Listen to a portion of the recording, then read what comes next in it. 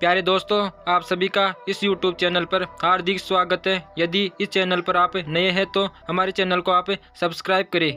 प्यारे दोस्तों, आज की सीख देने वाली कहानी है राजा बलि और वामन देव की जीवन से जुड़ी। वामन देव भगवान विष्णु के अवतार है। असुरों के राजा बलि ने देवताओं को युद्ध में पराजित कर दिया था और स्वर्ग अपने कब्जे में ले लिया था और बलि की वजह से सभी देवता बहुत दुखी थे। दुखी देवता अपनी माता अदिति के पास पहुँचे और अपनी समस्या बताई।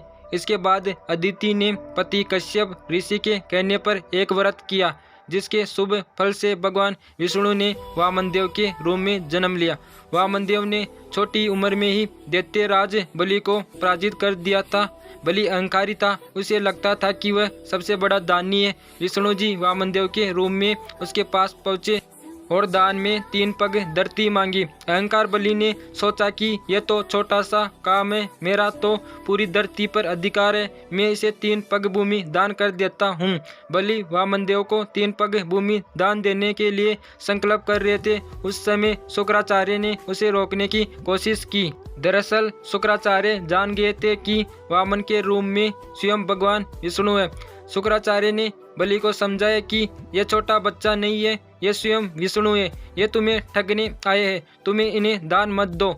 ये बात सुनकर बलि बोला कि अगर ये भगवान है और मेरे द्वार पर दान मांगने आए हैं तो भी मैं इन्हें मना नहीं कर सकता हूँ। ऐसा कहकर बलि ने हाथ में जल का कमंडल लिया तो शुक्राचार्य छोटा रूप धारण करके कमंडल की डंडी पर जाकर बैठ गए, ताकि कमंडल से पानी ही बाहर न निकले और राजा बलि का संकल्प न ले सके। वामन देव शुक्राचार्य की योजना समझ गया था। उन्होंने तुरंत ही एक पतली लकड़ी ली और कमंडल की डंडी पे डाल दी, जिससे अंदर बैठे शुक्राचार्य की एक आंख फूट गई और वे तुरंत ही कमंडल से बाहर आ गए। इसके बाद राजा बलि ने वामन देव को 3 पग भूमि दान करने को संकल्प ले लिया।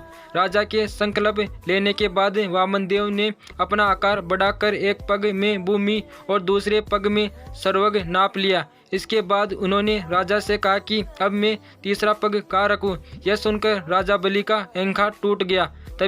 तभी बलि ने कहा कि तीसरा पग आप मेरे सिर पर रख सकते हैं। बलि की दान वीरता देखकर वामन देव प्रसन्न हुए, उसे पाताललोक का राजा बना दिया।